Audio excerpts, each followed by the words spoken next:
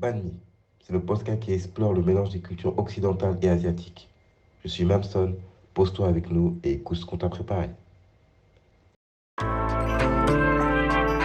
Banmi, c'est le podcast qui explore le mélange des cultures occidentales et asiatiques.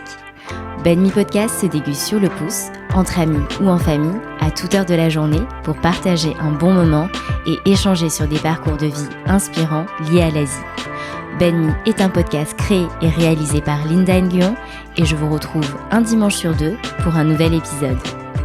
Pose-toi avec moi et écoute ce que je t'ai préparé. Bonjour à tous et bienvenue dans ce nouvel épisode de la saison 2 de Banmi Podcast. Pour cette nouvelle saison, on a la chance d'être accompagné et filmé par Sébastien Kong et Joël. Pour ce nouvel épisode, j'ai le plaisir d'accueillir Mamson. Salut Mamson, comment tu vas ? Ça va Linda et toi ? Ouais, ça va très bien, merci Mamson de m'accueillir à la Maison de la Jeunesse de Noisiel. C'est là où tu t'entraînes en tant que danseur. Exactement. Et donc on est là dans la salle de danse. Mamson, toi tu es danseur, chorégraphe, tu es dans la danse depuis presque 30 ans. C'est ça. Tu as commencé à Noisiel et tu as rejoint le groupe Wanted Posse en 1999. Tu commences par le breakdance, puis le new style et aujourd'hui tu es connu et reconnu dans le style de la house dance. C'est ça.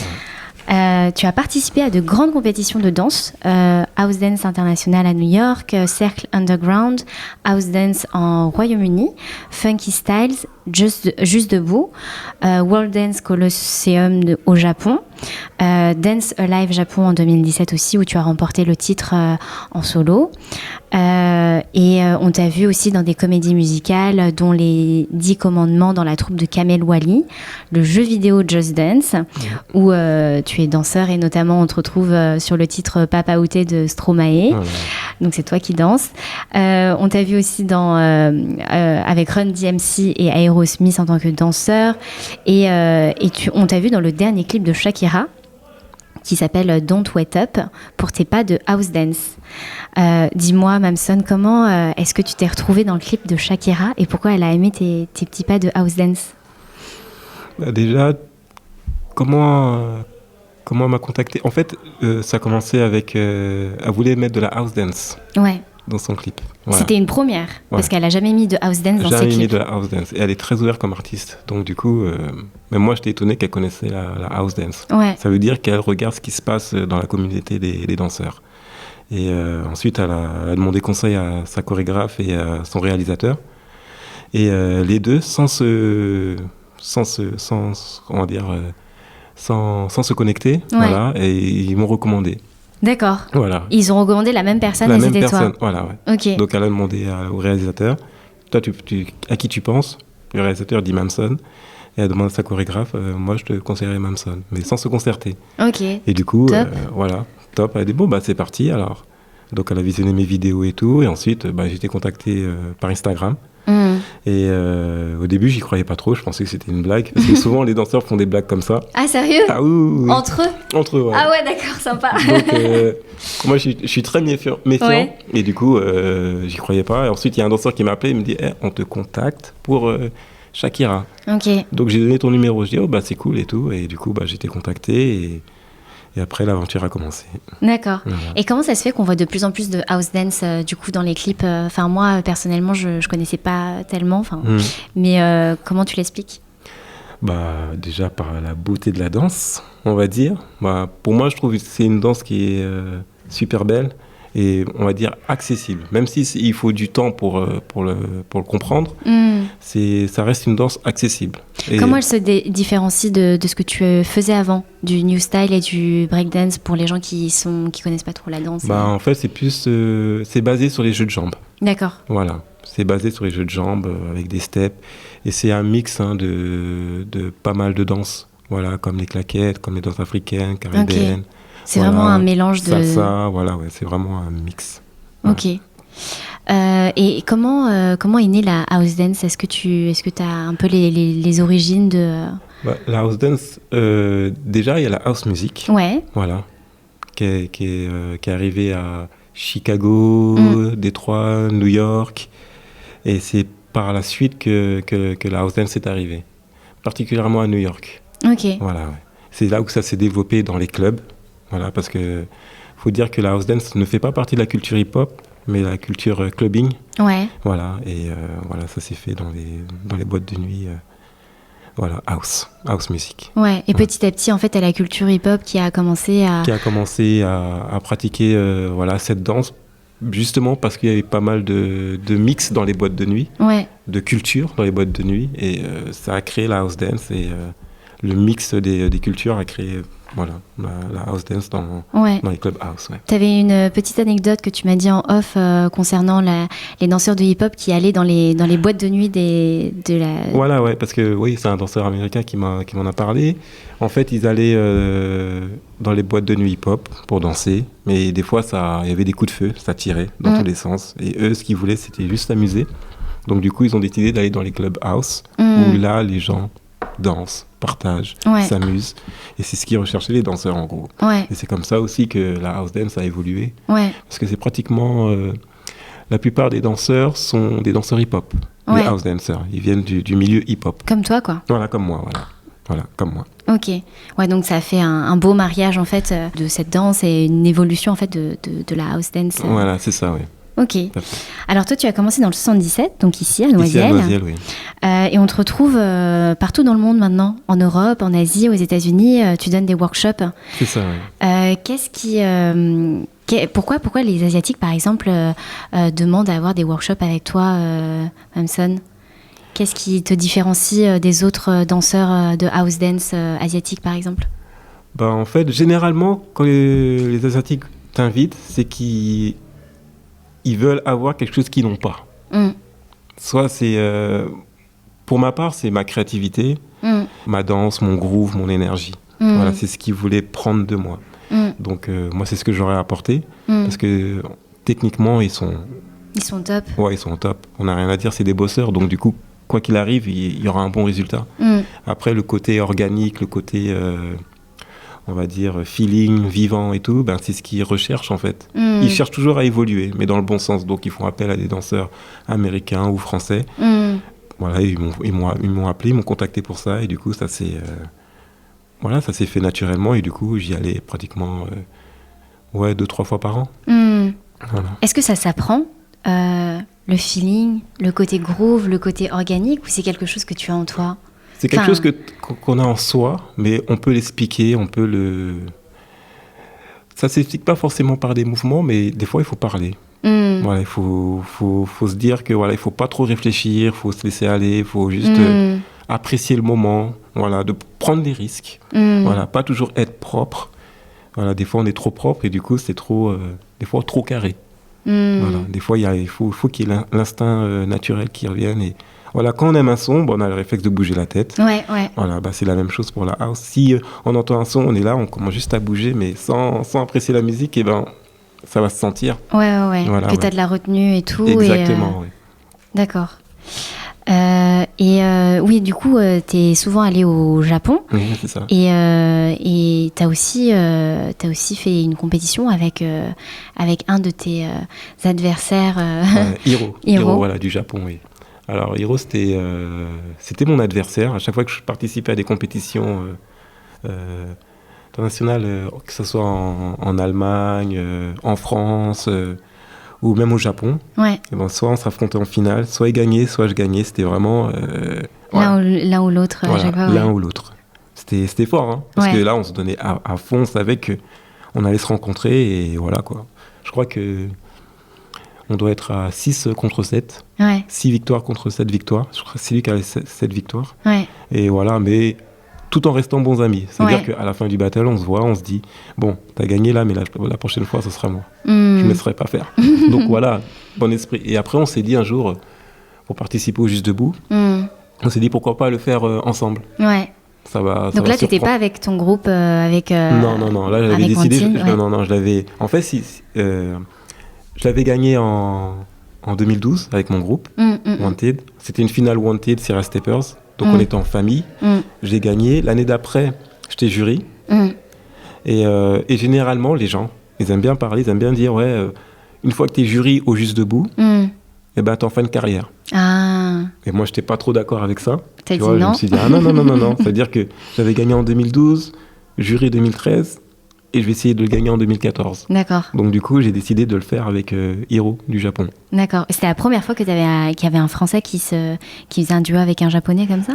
Non, c'est pas la première fois. Il y a déjà eu il y en a eu en 2007. Hiro justement avec un Français qui s'appelle Mich. D'accord. C'était en 2007. Et ben justement, on avait perdu en demi-finale face à eux. Ah, d'accord. Comme quoi. Non, en finale. Parce que, de toute façon, avec Hiro, toujours en finale. C'était en finale qu'on avait perdu, en 2007. Et du coup, l'idée, c'était de le gagner en 2014. Ouais. Pour montrer aussi que... De t'associer avec le meilleur du Japon. Avec mon adversaire du Japon. Ouais, ton adversaire du Japon. Voilà, ouais. Pour moi, c'était symbolique de montrer la France avec le Japon ensemble, deux adversaires qui s'affrontent souvent, qui dansent ensemble. Moi, j'étais dans un manga à ce moment-là. Voilà, c'est comme dans Olivier Hatton, il est contre Mark Landers, et après, d'un coup, ils jouent ensemble. Moi, j'étais dans ce délire-là. Okay. Voilà. Où Goku et Vegeta, ils s'affrontent, mais après, d'un coup, ils sont ensemble. Moi, j'ai très l'esprit, on va dire, manga. Donc, du coup, c'est ce que je voulais faire, transmettre comme image. Bon, malheureusement, on a perdu en finale, mais ça s'est super bien passé. Ouais, après, c'est tout le cheminement, le fait de pouvoir travailler avec Hiro. Voilà. D'ailleurs, qu'est-ce que tu as appris en travaillant avec lui vous vous êtes entraîné au Japon et en France ou Dans un premier temps au Japon. Ouais. Donc, du coup, je suis parti au Japon 2 semaines. Donc, j'ai pu voir, parce que j'étais super curieux de savoir comment ils s'entraînaient, les Japonais, parce qu'ils sont bons, et tu te poses la question, comment ils s'entraînent, comment ils sont aussi propres, comment ils sont... Ça doit faire peur un peu, quand même. Non, ça fait pas peur, mais moi j'étais curieux parce que je suis un bosseur aussi et je me dis si j'ai leur technique aussi, je peux évoluer un peu plus vite aussi, tu vois. Donc du coup, j'étais curieux et eux ils donnent des cours tous les jours. Toute la journée. Et du coup, moi par la même occasion, Hiro il m'avait organisé des cours, donc je donnais des cours aussi la journée et on se voyait la nuit pour s'entraîner ensemble. De minuit à 4h du matin. Donc du coup, je dis ah ouais, d'accord, c'est comme ça que vous travaillez et tout. Et on avait bien bossé, bien préparé les combis, les chorés et tout. Et après, on est rentré en France et on s'est entraîné aussi en France, quelques jours avant l'événement. Et là, ce qui était intéressant, c'est quand on échangeait ensemble, vu qu'on a poussé notre danse super loin, les bases et tout, on échangeait, on disait, bon, regarde comment j'ai développé ce mouvement-là, montre-moi comment toi, tu l'as développé. Parce qu'on a les mêmes bases, vu qu'on pratique la même danse, mais on l'a poussé dans différents horizons. Et du coup, moi, ça m'a enrichi de malade. Toi, qu'est-ce que tu as appris de lui ? Et lui, qu'est-ce qu'il a appris de toi ? Maintenant, si tu veux, c'est le côté technique, l'exécution. Par exemple, jusqu'à maintenant, si je danse, j'ai des influences d'Hiro. Et l'inverse, pareil pour lui. C'est-à-dire que lui va me dire, voilà, ça c'est toi qui m'as inspiré. Et moi, quand je vais faire des mouvements, je dis, ça c'est toi qui m'as inspiré. Tu vois, c'est vraiment... Ce qui est bien dans la danse, c'est vraiment l'échange. C'est ce que je recherche, en fait, en tant que danseur. Ouais, c'est beau. Ouais. Puis là, c'est ce que tu transmets aussi, j'imagine, dans tes workshops. C'est-à-dire que les gens tes élèves qui apprennent avec toi, c'est un peu de toi et de Hiro, et de toi et de tous tes voyages aussi, partout dans le monde. Ouais. De toute façon, rien que le fait de voyager, ça te rend plus fort. Ça te donne plus confiance et t'apprends énormément, humainement et artistiquement aussi. De sortir un peu de ce que tu connais déjà, quoi. Voilà, c'est ça, tout à fait. Alors, Banmi, c'est le nom du podcast, et c'est donc le podcast qui explore le mélange des cultures occidentales et asiatiques. Toi, dans quelle mesure, Mamson, tu es rattaché à l'Asie ? Comment je suis rattaché à l'Asie J'habite à Noisiel, tout simplement. Voilà, je suis... Noisiel, c'est l'Asie. C'est l'Asie. Je connais énormément j'ai pas mal d'amis asiatiques, que ce soit à Noisiel, Logne, Torcy, cette zone-là. En fait, j'ai grandi dans ça, donc pour moi, c'est quelque chose de normal, avec tous les restos qu'il y a, tous les magasins. Moi, j'ai grandi sans ça, en fait. Ouais. Non, mais c'est assez étonnant parce que moi j'ai pas du tout grandi dans le 77, j'ai grandi dans le 93 et après je suis partie en Asie pendant 8 ans, j'ai habité là-bas et quand je me présentais avec des franco-asiatiques, en fait la première question c'était genre tu viens du 13e ou du 77, si c'était genre hyper identifié, genre c'est les deux zones où tu trouves que des asiatiques, tu vois, et moi je venais du 93, j'avais rien à voir avec ça, et donc mais c'est vrai que c'est un écosystème où il y a beaucoup d'asiatiques, etc., et tu vraiment t'es en plein dedans, quoi. Ouais, t'es en plein dedans, et T'étais pas perdu quand t'as voyagé en Asie, en fait. Oh non, du tout. J'étais dans mon élément. En vérité, j'étais dans mon élément. Après, je sais pas lire chinois, je sais pas lire japonais et tout, mais j'étais dans mon élément. C'était... Voilà. Bon, je suis à Logne ou je suis à Noisiel, c'est pareil, en vérité. Ouais. Et du coup, comme tu as voyagé aussi, comme tu le disais, tu parlais du Japon et tu parlais de ton travail avec Hiro, tu as aussi voyagé dans des pays d'Asie du Sud-Est, notamment le Cambodge, l'Indonésie, le Vietnam. Moi, je suis d'origine vietnamienne. D'accord. J'aimerais bien savoir ce que tu penses en fait des danseurs en fait au Vietnam. Leur style, comment ils travaillent et tout, etc. C'est des pays où le hip-hop est arrivé un peu plus tard peut-être que les Japonais. Si tu veux, nous on est partis dans les alentours de 2007-2008 en Asie. On a fait une tournée avec Wanted Posse. Okay. On avait un spectacle qui s'appelle Trans et du coup on a fait une tournée Indonésie, Vietnam, Cambodge et du coup on était là pour un spectacle et pendant le spectacle on était invités soit des écoles de danse, soit des lieux nous invitaient pour donner des cours ou assister à leur événement, voir comment ça se passait, comment ils dansaient et au Vietnam, justement, on était invité à un événement. Ils disaient, les Wanted sont là, ils vont faire une petite démo. Bon, on n'était pas prêts, on ne savait pas, mais on a fait la démo et tout, par plaisir. Parce qu'ils étaient tellement passionnés que l'énergie que j'ai vue au Vietnam, c'était nous, dans les années 90, en 96. C'est toute cette euphorie, toute cette passion qu'il y avait... de vouloir danser, ils n'étaient pas dans la compétition, il n'y avait pas de concurrence entre les personnes, il n'y avait rien de ça, ils voulaient juste danser, montrer comment ils étaient passionnés, comment ils évoluaient, comment ils mélangeaient avec leur culture. Ah ouais. Parce qu'ils mélangeaient avec leur culture, tu dis ah ouais, ça donne quelque chose de différent. Mais qu'est-ce qui faisait que c'était des mouvements que je connaissais pas, mais c'était des mouvements avec les bras et tout, donc des mouvements traditionnels mixés. Et tu dis, ah ouais, c'est un délire ça. Après, si moi je le fais, ça voulait rien dire. Mais quand tu les voyais, je dis, mais ça, s'ils voyagent, s'ils vont dans d'autres pays, mais on va les reconnaître direct. Tu vois, ils ont une identité, déjà ils ont une passion, et mélangé avec leur culture, ils ont tout gagné. Ouais. Donc, moi, ce que j'ai retenu déjà du Vietnam, c'est qu'ils sont passionnés de malades, et ça m'a fait rappeler en 96 où on était inconscients, on était juste là pour danser, juste là pour apprendre, pour évoluer, pour échanger. Et on leur a dit, gardez cette passion-là, ne changez surtout pas. On savait que ça allait évoluer parce que c'est partout pareil. Ouais. Mais tu sentais que c'était le début et que ça allait évoluer de malade. Ouais. Et toi, c'est ton métier en fait, danseur. T'as toujours fait ça presque toute ta vie. C'est toute ma vie. À partir du moment où je suis devenu, on va dire, j'ai eu le statut pro, après je me suis jamais arrêté en fait. Ouais. J'ai pas eu un travail normal, on va dire. Ouais. Je vis de ma passion, voilà. C'est une passion qui est devenue profession, mais ça reste toujours ma passion. Ouais. Non mais c'est beau parce que c'est...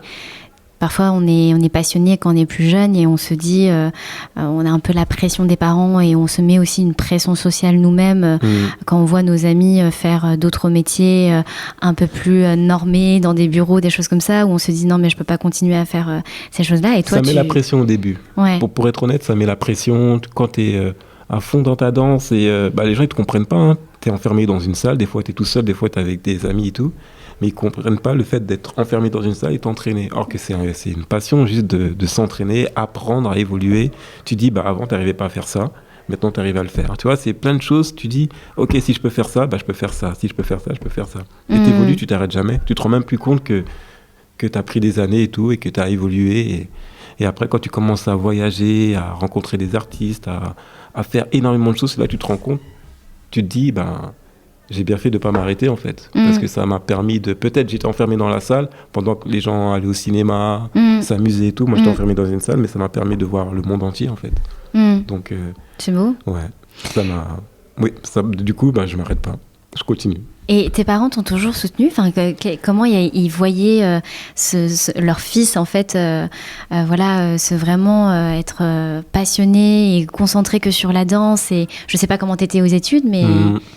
Ils étaient inquiets, on va dire. Au début, ils étaient inquiets, parce que j'étais vraiment que sur ça.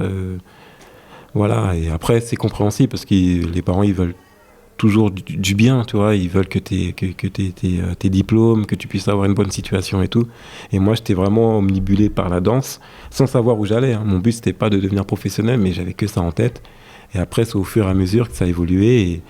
Et dès que j'ai commencé à faire les 10 commandements, tout ça, tous les grosses prods, c'est là qu'ils se sont dit, ah ouais, quand même, là, ok, on comprend pourquoi tu t'es acharné et tout. Et ils m'ont laissé le feu vert, en fait. Et après, je vais pas vous mentir, mais le fait qu'ils m'aient donné le feu vert, ça m'a donné de l'énergie pour continuer. C'est-à-dire que je ne devais plus les décevoir, c'est-à-dire qu'ils m'ont dit, ok, vas-y, on te laisse, mais fais les choses bien. Donc je peux pas être là et ne rien faire. C'est pour ça que je suis très rigoureux dans mon travail et tout, et je fais pas les choses, on va dire, à moitié. Donc ils m'ont donné de la force, ils m'ont donné leur bénédiction, et du coup, je me suis dit, ok, je vais faire les choses bien. Quelle chance. Voilà, la chance, oui. Parce que c'est pas tous les parents qui donnent le feu vert, on va dire. Mais eux, ils me l'ont donné. Après, voilà, je suis content. Je suis content parce qu'ils m'ont laissé. S'ils m'avaient pas donné le feu vert, j'aurais continué à danser, mais avec... Ouais, mes parents, ils veulent pas trop. Tu vois. Tu peux pas être au top de ta danse, en fait. Voilà. Tu peux pas être au top. Et puis aujourd'hui, tu fais aussi, t'organises des événements, My House Dance Camp. Voilà, c'est un camp 100% house dance. Okay. Voilà, pour apprendre la culture house, pour se perfectionner en house, parce qu'il y a beaucoup de house dancers, mais qui aimeraient avoir un bon niveau rapidement. Donc du coup, j'ai organisé un stage intensif d'1 semaine. Donc voilà, ils sont sur Annecy. Et matin, midi, soir, ils apprennent, ils évoluent, ils échangent. Avec des profs qui sont reconnus mondialement. Donc différents profs, voilà, qui se ressemblent pas du tout, et justement voir différentes approches des professeurs, et voilà, quoi. Super. T'es aussi le fondateur de Avoc Ladies. Est-ce que tu peux nous expliquer ce que c'est? Alors Avoc Ladies, ce sont mes filles, j'appelle ça comme ça, mes filles. C'est pas mes élèves, mais ce sont mes filles. C'est des filles que j'entraîne, que j'ai formées pour faire des shows, des spectacles et des vidéos de danse. Voilà. Mes premiers projets de vidéos de danse chorégraphique, je les ai fait avec les Avoc Ladies. Et c'est aussi en même temps pour montrer mon travail chorégraphique. Voilà, ouais. Donc je fais ça vraiment par passion, c'est même pas, je suis pas rémunéré pour ça, c'est vraiment pour montrer mon travail, ma vision et tout. Et d'ailleurs, c'est grâce aussi à ça, les vidéos que j'ai faites avec Avoc Ladies, que Shakira, quand on s'est rencontrés, elle m'a dit « Ah, j'aime bien cette vidéo-là. » D'accord, et c'était avec ses filles. Voilà. Donc du coup, ça a payé parce que c'est des projets perso. Voilà, je me suis dit « J'aimerais bien faire des vidéos, mais propres, carrées, bien filmées. » Et après, tu te fais remarquer, et après, les gens, ils apprécient ton travail, tu vois. Donc c'est c'est grâce à ça que... On va dire aussi un peu, grâce aux Avoc Ladies, que les gens reconnaissent mon travail chorégraphique en tant que chorégrapheur. Ok. Mais d'ailleurs... Vous pouvez aller voir les vidéos de Mamson sur son Instagram. Il y a aussi une vidéo qui a retenu mon attention, c'est celle où tu es un clone, que Sébastien Kong a filmé, je crois. Oui, voilà, c'est ça, ouais. Où je rejoins mes clones. Oui, tu rejoins Ouais, c'est ça. Voilà, ouais. Super bien faite. Tu as aussi une marque qui s'appelle Mamsonic Wear. Oui, c'est ça, Mamsonic Wear. Alors, à la base, c'était pas censé être une marque, pour être honnête.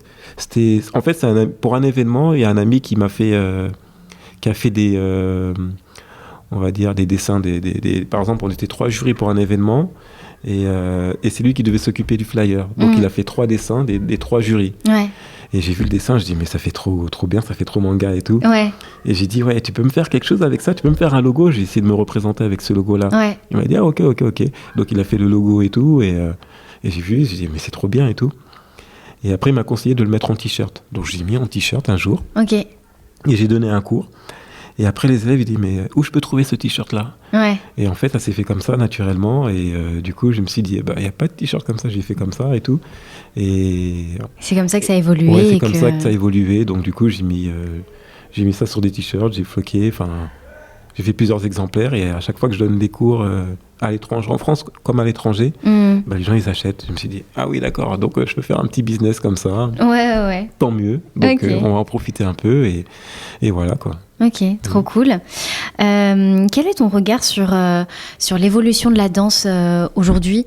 Là, on a vu pendant le confinement, l'année dernière, l'explosion de TikTok avec leur challenge de dance et tout ça. Et toi, qu'est-ce que comment t'as vu ce truc-là arriver en fait en tant que danseur depuis presque 30 ans, chorégraphe et tout ? Moi déjà avec TikTok, ce que j'ai compris en regardant TikTok, parce que j'ai vraiment découvert TikTok pendant le confinement, donc j'ai vu que TikTok faisait danser tout le monde. Déjà ça c'est déjà bien, de faire danser les gens, tu vois, Ça permettait d'avoir un lien avec les gens chez soi, à travers la danse. Exactement. Ouais. Donc c'était un lien de connecter les gens confinés, même s'ils ne sont pas confinés, mais les faire danser. Des gens que tu n'as pas l'habitude de voir danser, où tu dis, tu vois un papa qui danse avec son fils, et toi, tu as des connexions que tu vois, et tu dis, ça c'est pas mal. Et du coup, moi j'ai regardé, je me suis dit, c'est pas mal et tout. Donc c'est des danses pas forcément compliquées, mais abordables. Donc moi, en tant que danseur, je dis, ça va, c'est pas très dur, mais c'est accessible à tout le monde. C'est-à-dire que même ma sœur qui danse pas pourrait faire la choré. Donc moi j'ai vu TikTok de cet œil-là. Voilà. Et après, moi, en tant que danseur, par exemple, je me dis, si je fais un TikTok... Est-ce que t'en fais des TikTok ? Non, pas encore. J'ai déjà posté... J'ai un TikTok, si vous voulez. Après, j'ai posté des vidéos que j'avais déjà postées sur Insta. Mais à la base, c'était pas pour faire un TikTok. Oui, d'accord. Voilà, c'est juste pour montrer, on va dire, mon travail et tout. Mais après, j'ai une vision où faut pas que je rentre dans le game des TikTokers. Ouais. Voilà, c'est-à-dire faire des mouvements simples et tout. C'est fait comme si entre parenthèses, je régressais en tant que danseur. C'est-à-dire que moi, j'aimerais montrer, parce qu'il y a plusieurs niveaux de danse, on va dire, et j'aimerais bien montrer la house à son summum, tu vois. Donc moi, je suis toujours... un défendant de la house dance, donc je vais vraiment défendre cette danse-là pour le mettre en avant, voilà. Et j'essaie de trouver des mouvements le plus accessibles pour que les gens puissent découvrir la house dance, comme Shakira m'a permis de montrer la house dance au monde entier, tu vois. Ça c'est vraiment là m'a ouvert une porte où j'étais trop content. Je dis quand je lui ai dit franchement merci, parce que là tu montres la house dance vraiment au grand public, et c'est pas tout le monde qui fait ça. Ouais, c'est clair. Voilà. Donc avec TikTok, j'aimerais bien continuer, mais à ma manière. Ouais. Voilà. Faire des TikTok, mais je me suis pas mis vraiment à fond dedans. Je suis plus Insta. Peut-être je suis vieux jeu, mais je vais venir petit à petit. J'essaie de comprendre, je regarde comment ça fonctionne. Moi, j'ai même pas de compte TikTok. D'accord. Je sais pas si moi, là-bas, je l'ai fait pour protéger. Pour protéger le nom. Oui, d'accord, ok. Parce que des fois... les gens, ils utilisent ton nom, et donc du coup, je me suis dit, je vais protéger le nom. Ouais. Et après, tu regardes ce qui se passe et tout. Ouais. Et voilà. Où est-ce que tu voudrais amener la house dance, tu vois, genre tes prochains challenges, là, tu vois, genre t'as Shakira qui utilise tes pas, etc. Est-ce que tu te fixes de nouveaux objectifs là pour la fin de l'année ? J'aimerais qu'il y ait d'autres artistes. Ouais. Après, on ne sait pas, c'est... Voilà, pourquoi pas J-Lo, pourquoi pas Beyoncé, ou tu vois... Je les vois bien faire de la house, et bien, quoi. Après, faut aimer, tu vois, donc tu peux pas savoir. Mais après, moi, mon but, c'est vraiment faire kiffer la house au grand public. Donc, je continue à faire des vidéos, j'ai continué à montrer mon travail, ma vision de la house, ma vision de la danse. Et si ça peut toucher des personnes, tant mieux. Voilà. Si on peut voir de la house dans des pubs, ou dans un film, ou...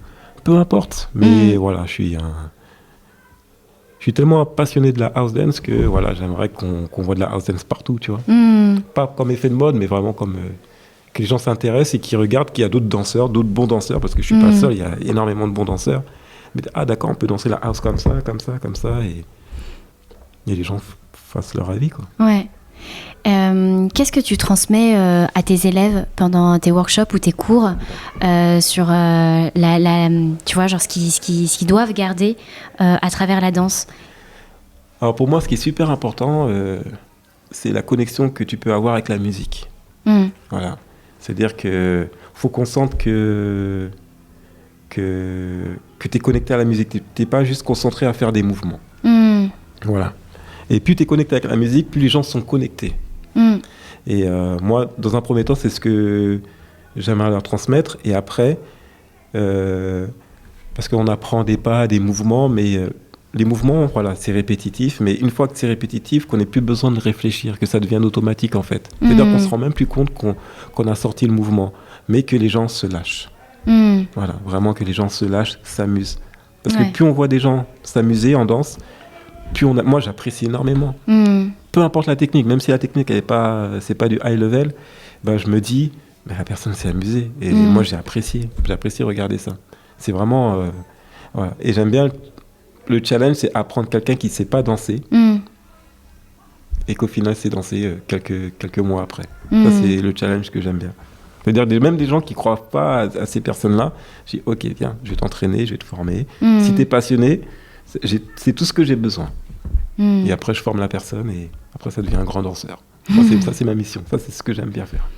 Mais je trouve que tu as un côté vachement exutoire quand tu danses. Enfin, moi, je l'ai expérimenté. J'ai fait un stage l'année dernière en Biélorussie. C'était un stage de théâtre. Mais dans ce stage de théâtre, tu avais de la plastique, de la danse classique, etc.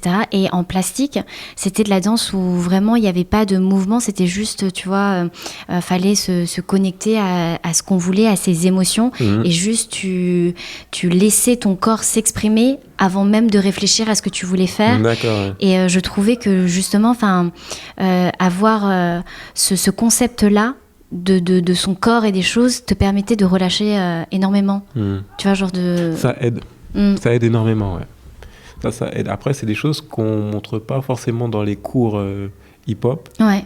Mais qu'on en a besoin. On en a besoin des cours comme ça. Pour avoir le lâcher-prise. Ouais, c'est ça. Ouais. Ça, c'est super important. Et puis aussi pour mettre un peu tu sais, l'ego de côté ou le jugement de côté, tu vois, genre en mode... en tant que danseur, c'est difficile. Après, moi, à la base, je suis quelqu'un de super timide. Et du coup, des fois, j'avais peur j'avais peur le regard des gens, voilà, quand tu danses. Après, j'ai pris plus de confiance avec la danse. Mais je crois que c'est ça qui retient les gens de danser parfois. Tu sais, genre parfois, t'as tellement envie de danser, mais t'as tellement peur qu'on te critique que tu le fais pas et que t'es en mode... Voilà, c'est ça. Et maintenant, quand je danse, je me dis dans ma tête, je m'en fous. Allez, je danse, on aime ou on n'aime pas, c'est pas grave. Ouais. Alors qu'avant, je me posais mille et une questions. Est-ce qu'ils vont aimer, est-ce qu'ils vont pas aimer, est-ce qu'ils vont rigoler? Tu te poses énormément de questions et tu te dis, mais en fait, c'est ça qui te bloque. Parce que tu te poses des questions, tu t'inquiètes pour les personnes qui regardent. Alors que ça se trouve, la personne qui est juste à côté de toi qui regarde, s'en fout, quoi. Se pose même pas de questions. Donc, voilà, il y a énormément de choses qui bloquent autour. Après, c'est dans la tête. Des fois, c'est dans la tête. C'est même pas dans le corps et tout, hein, c'est dans la tête. Mais ça se débloque avec le temps. Il faut rassurer la personne, il faut dire, voilà, travaille ça. Moi, ce qui m'a permis d'avoir plus d'assurance, c'est d'être bien dans mes mouvements, en fait. De me dire, ok, j'ai accompli ça. Ok, maintenant, j'ai plus d'assurance, plus de confiance parce que j'ai réussi à avoir ce mouvement-là, par exemple. Donc, du coup, quand je le présente, je me dis, voilà, je suis fier de le présenter parce que j'ai travaillé. Et si ça m'a donné confiance, je dis, je vais continuer avec tous les autres mouvements pour avoir le lâcher-prise. Et voilà, quoi. Je voudrais revenir sur l'Asie. Est-ce qu'il y a un de tes voyages en Asie qui t'a marqué quand tu étais en tournée ou quand tu faisais des workshops là-bas? En Asie, le pays qui m'a marqué, c'est l'Indonésie. Ouais, pourquoi? T'es allé où, à Jakarta? Alors, on a Jakarta, Bali, Yogyakarta, Bandung, oui, Balikpapan. Ouais. Ah ouais, vous avez fait pas mal de... Ouais. Et qu'est-ce qui t'a marqué là-bas en Indonésie? En fait, on nous avait proposé de donner un cours dans un orphelinat et ils n'osaient pas nous le demander. Après, on nous disait, mais oui, il n'y a pas de problème, mais c'est pas payé. J'ai dit, mais c'est pas grave. Tu vois, on est ici, on va faire profiter les jeunes et tout. Donc, on est parti et tout. Et ils nous ont bien accueillis et tout. Donc, il y avait une bonne énergie. Donc, voilà, ça se passe bien. On les apprend à danser et tout. Ils suivent, ils sont là, ils en veulent encore. Et franchement, il y avait une bonne énergie. Ils avaient le sourire et voilà, on se poussait, on se taquinait et tout, mais c'était pas un cours de danse où je suis devant, voilà, soyez sérieux derrière. C'était vraiment, voilà, on s'amuse, on échange. Ils découvraient le hip-hop en fait. Et donc du coup, il y avait une bonne connexion. Et après, ce qui était dur, même pour moi, c'était la séparation. Ah ouais. Ouais, c'était la séparation parce qu'après on avait pu se voir et tout. Et c'était vraiment bizarre. Après on a dit mais vous n'allez pas venir nous voir au spectacle? On dit ouais non on peut pas et tout. Donc et ça pleurait et tout. C'était un peu dur quand même. Mais c'était bien. Franchement c'était bien. Et après ce qui m'a marqué c'est que quand on était au spectacle, à la fin du spectacle en fait on voit tous les petits devant. Et en fait ils ont assisté au spectacle. Ah c'est génial. Et nous c'était la surprise parce qu'on fait le spectacle. On fait le salut et on les voit, ils courent tous devant et tout. On est là, on est là, on est là. Et c'était vraiment fort, c'était vraiment fort. On était contents de les revoir parce que nous, dans notre tête, on n'allait plus jamais les revoir. Mais ils sont venus, ils ont trouvé un moyen de venir. Or qu'ils sont venus dans la capitale parce qu'on était quand même à 1h30 de Jakarta. Et ils sont venus et ils ont assisté au spectacle. Et moi, j'étais trop content. Moi, ça m'a marqué parce que je me suis dit, on avait une bonne connexion et du coup... on a pu les revoir et voilà. Et c'était, c'est mes meilleurs souvenirs en Asie, Et des fois, je me demande qu'est-ce qu'ils sont devenus. Est-ce qu'ils ont commencé la danse ou tu vois, tu t'inquiètes quand même. Tu penses qu'est-ce qu'ils sont devenus. Est-ce qu'ils sont bien, ils se portent bien et tout. Après, on peut pas avoir des news, mais voilà, on y pense toujours. Bon, en tout cas, moi, pour ma part, j'y pense toujours.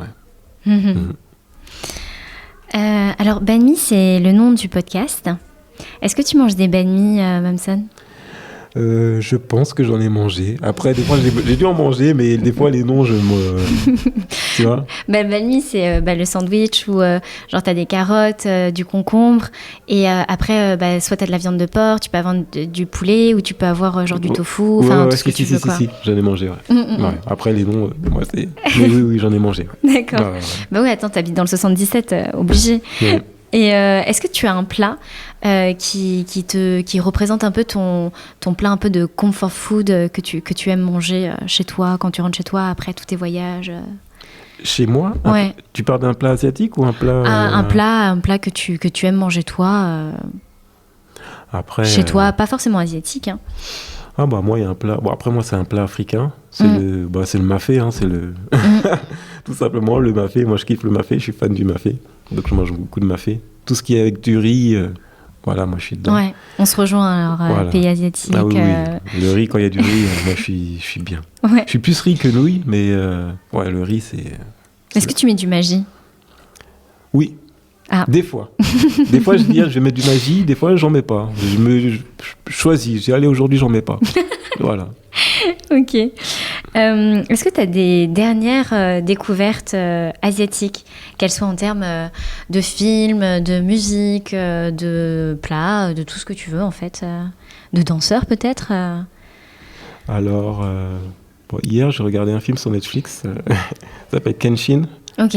Voilà, j'ai kiffé le concept. Ça parle de quoi? Ça parle de samouraïs dans les années 1800. En fait, ça parle de retourner à un gouvernement et tout. Et c'est Kenshin, c'est un assassin qui...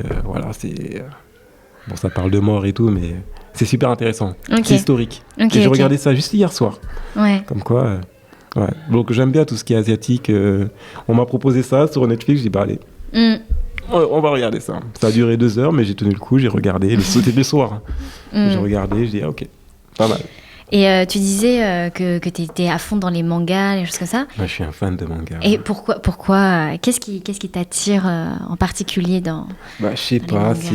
Pour moi, je suis plus manga que Marvel, par exemple. Moi, je suis plus génération manga, Dragon Ball, Olive et Tom, tu vois, Naruto. Moi, je suis un fan de One Piece. Voilà.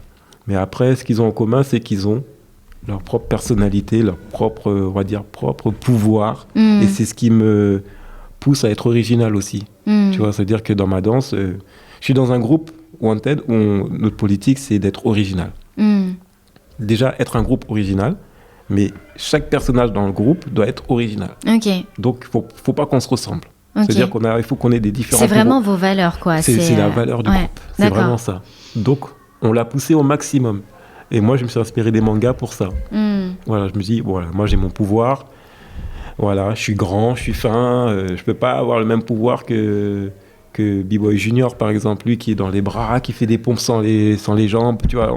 Mais voilà, j'ai mes pouvoirs et je peux me défendre avec mes pouvoirs. C'est une manière de penser.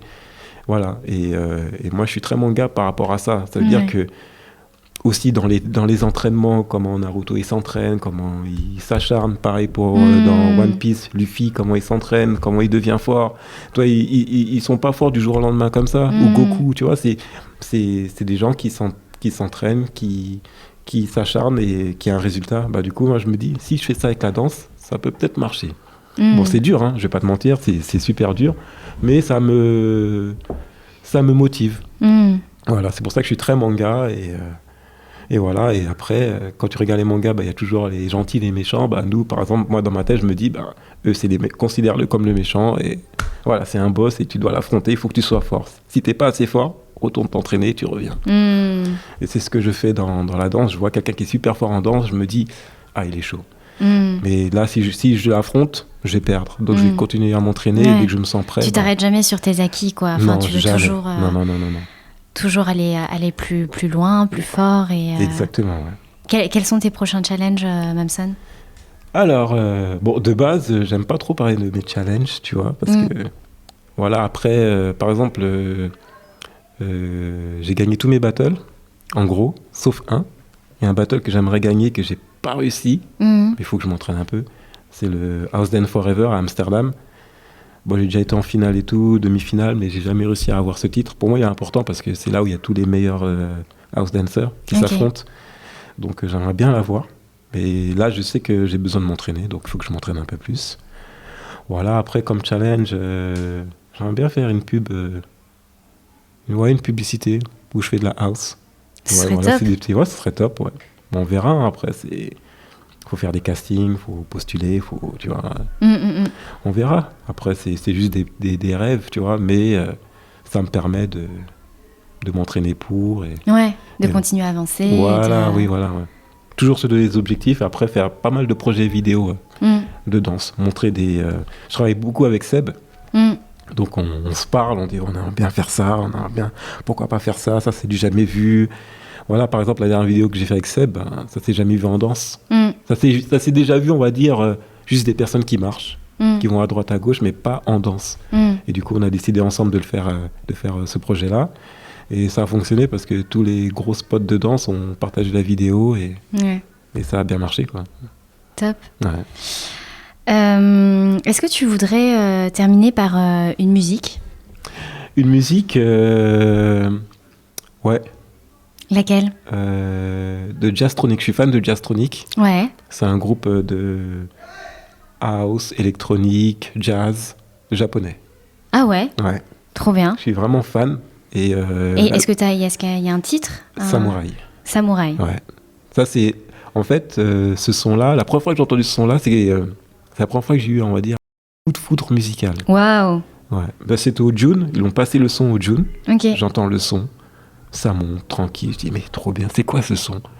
Et je commence à avoir des frissons. C'est la première fois que je commence à avoir des frissons. Après, il y a une nappe. Après, tu commences à entendre le piano. Après, ça démarre avec le beat. Et je me suis dit, mais ce son est magnifique. Et c'est la première fois que j'ai eu un coup de foudre, on va dire, musical. D'accord. Premier écoute, je dis, mais ce son, c'est un son de malade. Ouais.